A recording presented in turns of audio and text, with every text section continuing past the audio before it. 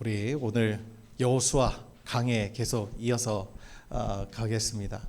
우리가 여호수아 전체의 대주제 첫 번째로는 우리가 하나님께서 여시는 길, 그죠? 그다음에 두 번째 시간에는 하나됨으로 여는 길. 오늘 여호수아 강의 세 번째 시간 믿음으로 여는 길이라는 제목으로 하나님 말씀 나누도록 하겠습니다. 오늘 말씀에 보면 이 여호수아가 가나안 땅에 들어가기에 앞서서 정탐꾼을 보냅니다. 정탐꾼이 향한 곳은 이제 요단강을 건너면 가장 먼저 마주하게 되는 그 성읍이 여리고였어요. 여리고는 중동 지역에서 거의 가장 오래된 도시 중에 한 곳으로 그 역사가 무려 한 5,000년 정도 됩니다.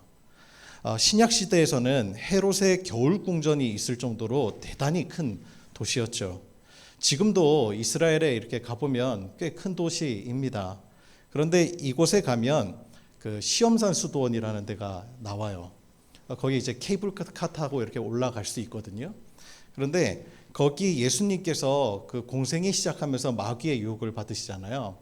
그때 마귀가 높은 산으로 예수님을 이끌고 가서 천하 만국을 보여줍니다. 그죠? 그런데 바로 그 산으로 알려진 곳에 지금 그 수도원이 지어져 있고요. 지금은 케이블카 타고 올라가서 이렇게 내려다 볼 수 있어요. 수도원에서 이렇게 내려다 보면 그 성경에서 말한 천하 만국으로 표현된 그곳이 바로 여리고입니다. 여리고가 쫙 펼쳐져요. 그런데 마귀가 생각해 보세요. 마귀가 예수님을 유혹하기 위해 보여준 도시가 여리고라면 그럼 여리고가 얼마나 눈에 보기에 매력적이고 큰 도시였겠어요. 그죠? 그러니 우리 한번 생각해 보십시다. 그러한 큰 성읍을 정복해야 하는 이스라엘의 마음은 어땠을까요? 큰 부담이 없을 수가 없었겠죠. 아마도 여리고의 깊은 역사만큼이나 그 성벽도 대단히 크고 웅장했을 것입니다. 자, 그러면 여러분, 이러한 큰 성읍에 정탐꾼을 많이 보내는 게 좋을까요? 적게 보내는 게 좋을까요? 네, 이게 답이 없으셔서 제가 감사합니다. 할렐루야. 제가 다시 한번 확인하려고 그랬어요. 많이 보내면 보낼수록 더 좋은 거겠죠. 그렇죠? 왜? 얻어지는 정보가 많으니까요. 요즘 오늘날에도 정보 싸움이에요. 정보가 경제, 돈이 되기도 하고 또 안보가 되기도 하죠. 요즘 뭐 플랫폼 기업들, 특히 뭐 SNS 보면 그 고객 정보로 빅데이터화해서 돈을 법니다. 여러분 쓰는 뭐 페이스북이라든지 인스타그램이라든지 이런 것들 우리가 공짜로 쓰는 게 아니에요. 우리가 사용할 때마다 내 정보가 가요. 내 취향, 그리고 내 나이, 이런 정보들을 다 그들이 취득해서 돈을 버는 구조입니다. 그뿐입니까? 안보에서도 우리나라도 이제 고고도 정찰 위성 띄워서 이제 북한 감시하죠. 뿐만 아니라 휴민트라고 하죠. 그 북한 내부의 사람들 포섭해서 정보를 얻는데 많으면 많을수록 엄청 좋지요. 유리하죠. 자, 그러면 여호수아는 정탐꾼을 과연 얼마나 보냈을까? 참고로 모세는 12명 보냈었거든요. 그러면 과연 여호수아는 몇 명 보냈는가? 한 2배는 돼야 되지 않을까? 그 답이 1절 상반절에 나와 있습니다. 1절 상반절만 한번 보실까요? 제가 읽어드릴게요. 눈의 아들 여호수아가 시딤에서 2사람을 정탐꾼으로 보내며 이르되. 자, 여러분 몇 명 보내요? 2사람이에요. 여러분 너무 적은 숫자 아니에요? 지금 이스라엘 백성, 그러니까 젊은 싸움에 나갈 수 있는 장정만 60만 명이고 어린아이, 뭐 노인들 다 포함하면 여인들 포함하면 한 200만 명 되겠죠. 그 200만 명의 목숨이 지금 2명의 정탐꾼에게 달린 거예요. 여러분, 과거에 이스라엘 백성이 가나안 땅에 정탐꾼을 보낸 적이 있습니까? 없습니까? 있지요. 언제예요? 지금 이때로부터 한 38년 전에 가데스 바네아라는 곳에서 모세가 백성들의 요청을 받습니다. 그래갖고 백성들이 우리가 들어가기는 할 텐데 먼저 우리 정탐꾼 뽑아서 한번 보내보십시다 하는 거예요. 그래서 각 지파에서 대표하는 한 사람씩 뽑아서 12명을 뽑아요. 여러분 누구의 요청에 의해서 그랬다고요? 백성들의 요청입니다. 여러분 이거 헷갈리시면 안 돼요. 절대로. 왜냐하면 정탐꾼 이야기가 기록된 민수기 13장 1절에서 2절을 보면요, 성경에 이렇게 기록되어 있습니다. 잘 들어보세요. 여호와께서 모세에게 말씀하여 이르시되 사람을 보내어 내가 이스라엘 자손에게 주는 가나안 땅을 정탐하게 하되 그들의 조상의 가문 각 지파 중에 지휘관 된 자 한 사람씩 보내라. 이렇게 나와요. 그렇죠? 자, 여러분 민수기 13장만 보면 마치 하나님께서 그것을 제안하신 것 같죠. 그죠? 그런데 우리 함께 성경 한번 찾아볼까요? 우리 신명기 1장 19절에서 23절 말씀이요. 성경책 다 갖고 오셨죠? 신명기 1장 19절에서 23절 말씀. 신명기 1장 19절에서 23절 말씀. 자, 여러분 저와 여러분 한 절씩 서로 교독하는 겁니다.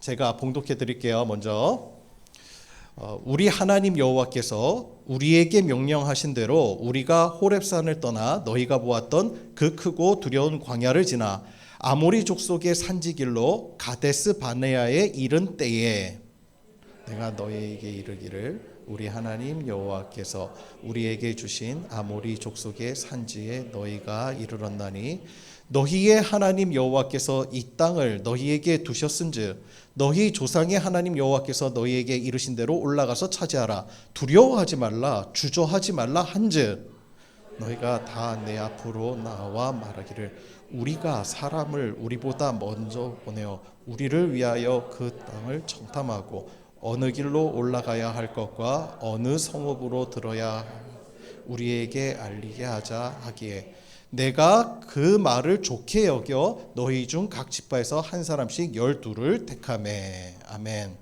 자, 정탐꾼을 보내자고 제안한 사람들이 누구예요? 이스라엘 백성입니다. 그죠? 자, 그러면 정리를 해보면 좋아요. 하나님은 제안하신 것이 아니라 승인하신 거예요. 민수기는 하나님께서 최종적으로 승인하신 내용만 기록하고 있는 거예요. 그래서 성경은 여러분 우리가 읽을 때 한 부분만 보면 안 돼요. 종합적으로 읽어서 봐야 돼요. 균형 있게. 자, 그러면 왜 정탐꾼을 보내자고 제안한 걸까요? 하나요, 두려움 때문입니다. 말씀에도 나오죠. 두려워하지 말라, 주저하지 말라. 하나님께서 올라가서 차지하라고 하셨는데 그들이 두려워했다는 거예요. 그래서 주님이 우리가 방금 읽은 신명기 1장 21절에 뭐라고 강조하세요? 올라가서 차지하라고 하는데 두려워하지 말아라. 주저하지 말아라. 이스라엘 백성들이 두려워하고 주저했다는 거예요.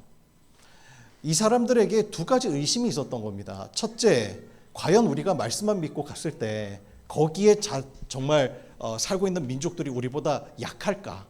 그죠? 우리가 정복할 만할까? 싸울 만한 사람들인가? 하는 의심이 한 가지가 확인을 해야 되는데요.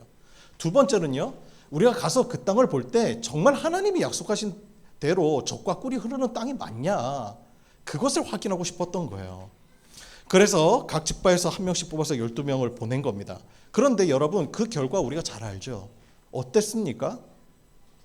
12명이 눈으로 목격한 객관적 사실은 다 똑같았습니다.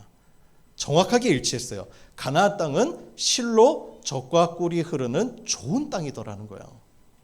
그리고 그곳에는 크고 기골이 장대한 민족들이 살고 있더라. 이 두 가지 객관적인 사실이 다 동일했습니다. 그런데 문제는 하나예요. 본 것은 똑같은데 해석이 달랐다는 거예요. 10명의 정탐꾼이 말해요. 그 땅이 좋기는 무지 좋은데 우리는 갈 수 없다는 거예요. 그 민족 앞에 서면 우리가 마치 뭐 같다고요? 메뚜기 같다는 거예요. 연약하다는 거예요. 그런데 나머지 2명은 정반대였어요. 하나님이 주신 땅이 너무 좋다는 겁니다. 그리고는 정반대의 해석을 해요. 그들은 우리의 밥이다. 왜요? 나중에 추가 설명이 나오거든요. 왜 그러냐면 우리를 광야에서 불기둥으로 구름기둥으로 인도하신 그 전능의 하나님이 함께 계시기 때문이다. 그러니까 이 싸움은 누구의 싸움인 거예요? 우리의 싸움이 아니라 하나님께서 싸워주시는 싸움인 거예요. 그렇기 때문에 그들은 우리의 밥이라는 거예요. 이게 믿음이 너무 분명한 겁니다. 그래서 두려워하지 말라고 이야기한 거예요. 그러면서 한 가지 더 간절히 부탁합니다. 여러분, 저 사람들의 말을 듣지 말라는 거예요. 그러면서 하나님을 노엽게 하지 말라. 하나님을 배신하지 말라. 제발 마음을 새롭게 잡으라. 흔들리지 말라는 거예요. 흔들리지 말라. 그런데 여러분, 이스라엘 백성들이 누구의 말을 들어요? 다수의 말에 귀를 기울여요. 그 결과 그 불순종의 세대는요, 38년 동안 광야를 떠돌다 죽었어요. 어떤 해석을 하느냐에 따라서 광야가 되기도 하고 가나안이 되기도 한다는 거예요.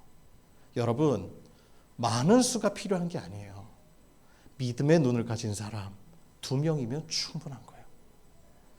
현실의 근거에서 세상을 보는 사람은 필요하지 않습니다. 이러한 눈은 누구나 다 갖고 있죠. 다 객관적인 사실 볼 수 있지 않습니까? 그러나 우리에게 필요한 것은 약속의 근거에서 보는 사람이에요. 여러분, 레밍 효과라고 혹시 아세요? 이 레밍이요, 들쥐와 같이 생겼거든요. 그 동물입니다. 이 레밍은요, 앞이 뛰면은 동시에 같이 뛰어요. 그 앞에서 멈추면 동시에 같이 멈춥니다. 그 앞의 욕망을 그대로 따라하는 것을 레밍 효과라고 해요. 그래서 결국에 달리다가 무리가 절벽에서 뛰어내리면 죽잖아요. 멈추지 않습니다. 집단적으로 다 같이 달려서 그냥 절벽에서 떨어 죽어서 대규모로 죽는 모습들이 간혹 발견된다는 거예요.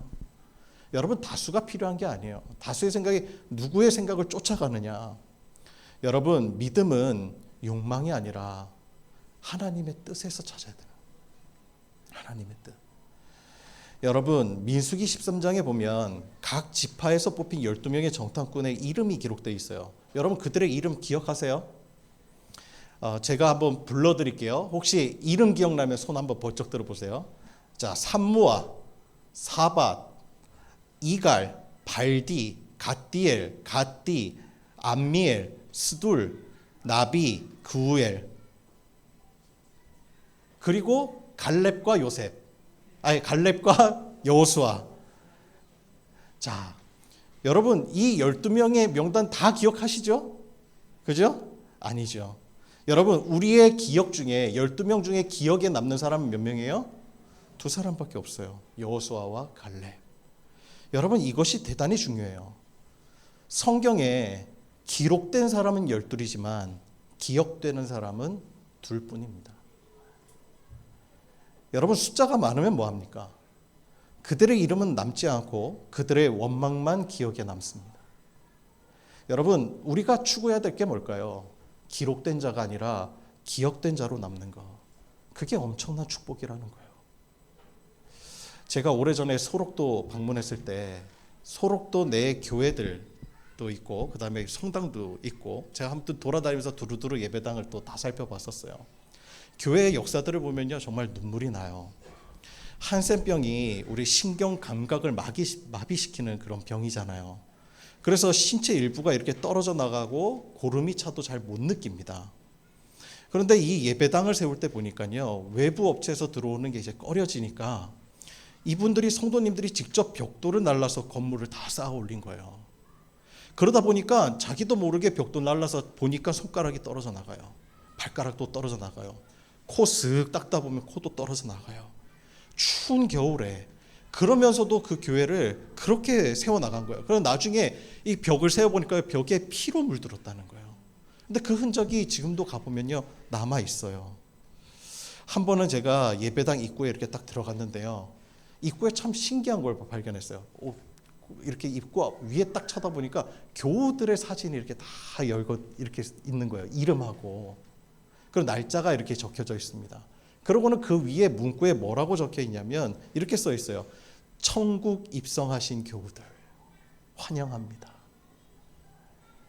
그런데 그 모습을 보는데 이상하게 또 엄청나게 감동이 되더라고요. 남아있는 성도들과 그리고 하나님께 기억된 사람, 이 땅에서 몸은 온전하지 않았지만 누구보다 하나님을 사랑했고 이분들이 천국에 입성할 때 하나님이 2팔 벌려 안아주셨겠구나. 착하고 충성한 종들아. 그때 제가 그 모습을 보고 거기에서 서서 울면서 하나님 앞에 기도했던 게 기억이 나요. 하나님, 제가 주님과 주님의 교회에 충성된 자로 기억되기를 원합니다. 여러분, 그게 진짜 복인 거예요. 이 땅에 살면서 내가 하나님 앞에 얼마나 잘했나, 얼마나 많은 일을 했나, 또 이 세상에서 얼마나 많은 이름을 남겼나, 내 공로가 얼마나 대단한가, 이것은 다 잊혀지는 게 은혜고요. 그런데 하나님 앞에 섰을 때 내 이름이 기억되는 거, 그거 하나면 충분한 거예요, 여러분. 그거 하나면. 여러분, 기록된 사람이 아니라 기억된 사람이 되기를 소망합니다. 믿음의 사람은 반드시 기억이 됩니다. 자, 그렇다면 우리가 질문이 있어요. 여호수아가 12이 아닌 둘만 보낸 이유가 있었을 거 아니에요. 왜 그랬을까? 이유는 너무 분명해요. 하나님의 약속을 확인하고자 보낸 게 아니라 확신했기 때문에 보낸 거예요. 모세에게 정탐꾼 12를 제안한 백성들의 목적은요, 하나님의 약속이 과연 진실인가, 그걸 확인하고자 했던 거예요.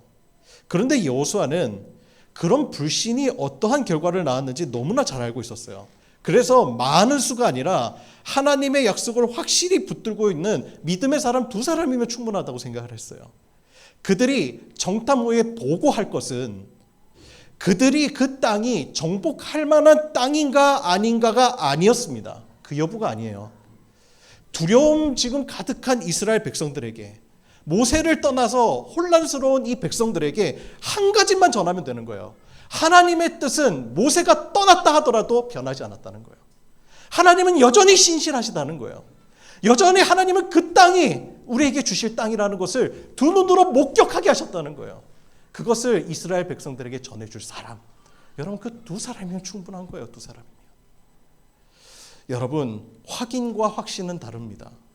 그런데 여러분, 우리는 때로 신앙생활 하면서 확신이라는 가면 안에 불신을 감춰버리고 확인하려 하지는 않았습니까? 하나님을 시험하지는 않았습니까? 하나님의 뜻을 확인하려는 사람이 아니라 확신하는 믿음의 사람 되기를 주님의 이름으로 축원합니다. 계속해서 우리 2절을 한번 살펴볼까요? 2절 우리 다 같이 한번 봉독해 보도록 하겠습니다. 시작. 어떤 사람이 여리고 왕에게 말하여 이르되 보소서, 이 밤에 이스라엘 자손 중에 몇 사람이 이 땅을 정탐하러 이리로 들어왔나이다. 아멘. 정탐꾼들이 믿음은 있었는데 좀 허술했던 것 같아요. 기술적으로는 금방 들켰어요. 여리고를 지키는 수비대가 정탐꾼이 성으로 잠입하는 것을 목격한 겁니다. 그런데 중요한 거는 이 정탐꾼에 대한 사람들의 반응이 둘로 갈라져요. 먼저 여리고 왕의 반응이죠. 3절입니다. 우리 3절 다 같이 읽어볼까요? 시작. 여리고 왕이 라합에게 사람을 보내어 이르되 내게로 와서 내 집에 들어간 그 사람을 끌어내라. 그들은 이 온 땅을 정탐하러 왔느니라. 아멘. 그런데 또 다른 반응이 있습니다.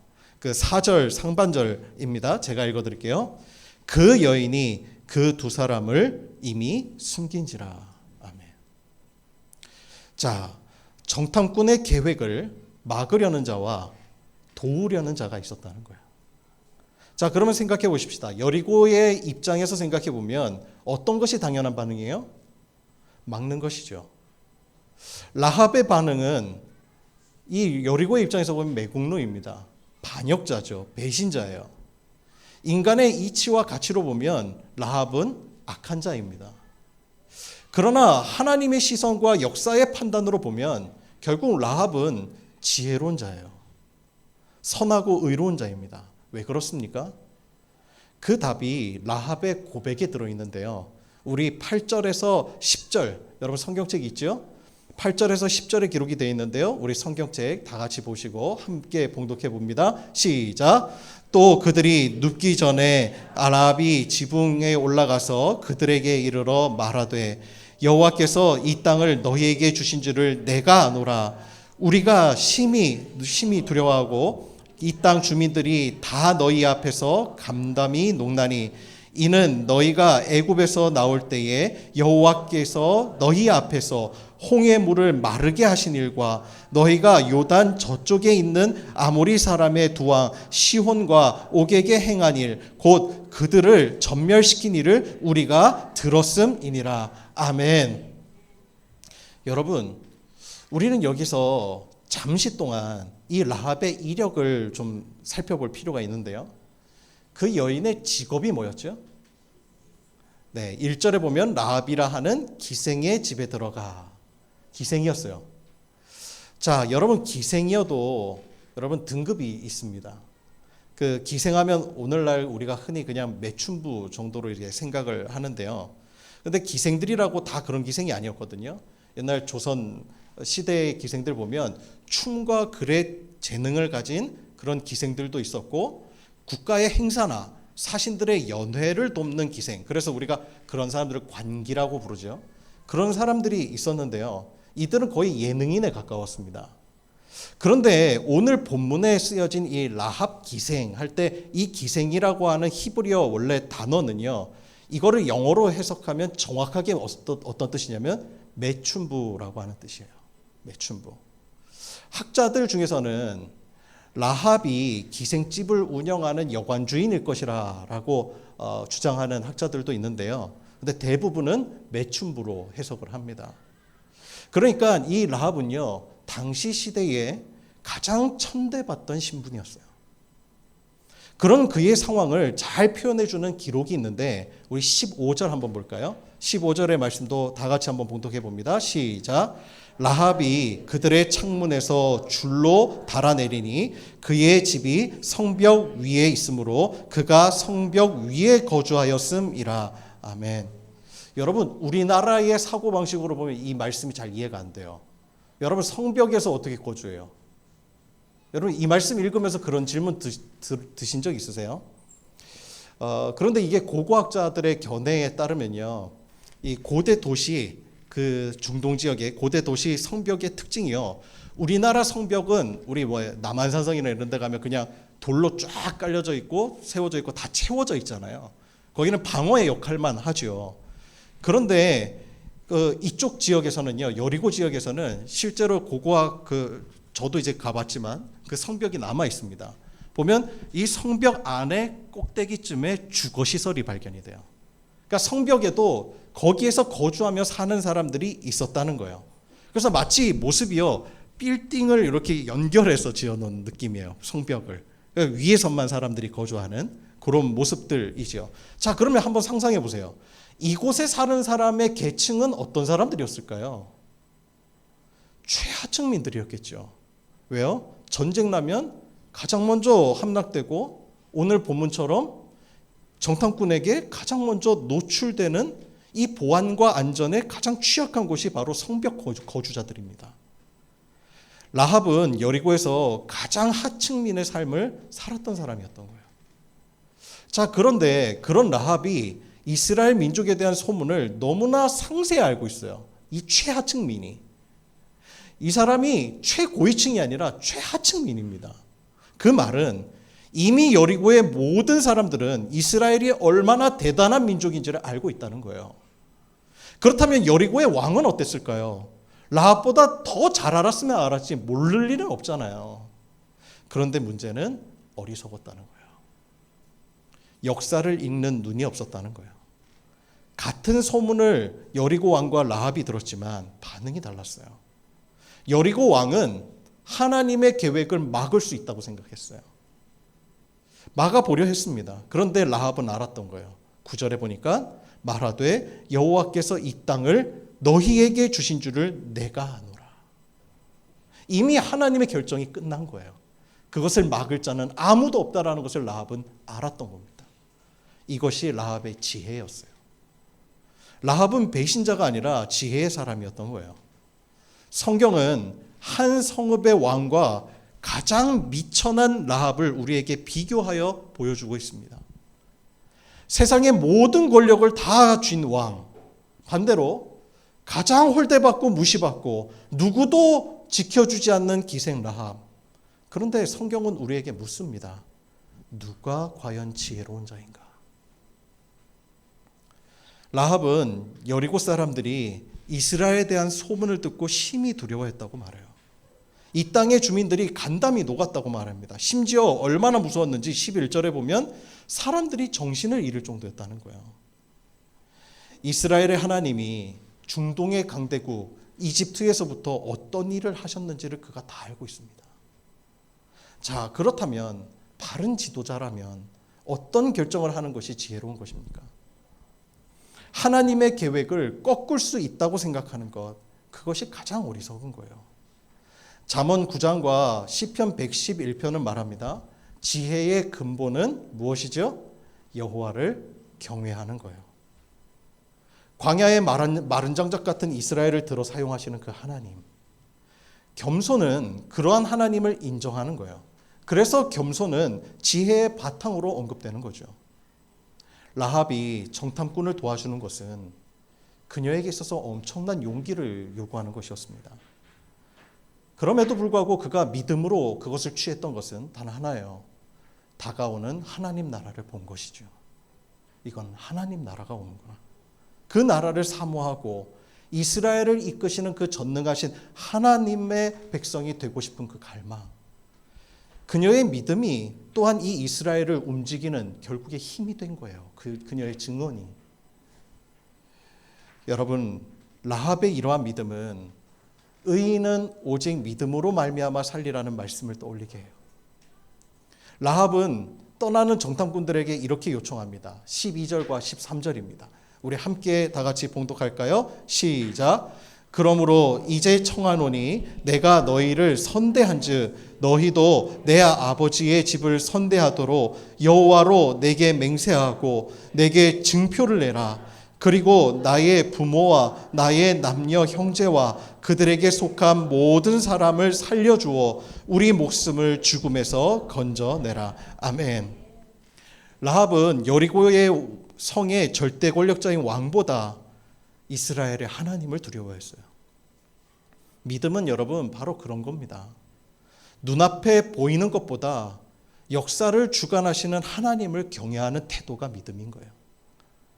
다가오는 하나님의 나라와 여호와의 날을 어떻게 준비할 것인가? 라합은 정탐꾼들에게 구원을 약속해달라고 말해요. 자신만이 아니라 자신의 부모와 그 가족에게 속한 사람들까지도 구해달라고 이야기합니다.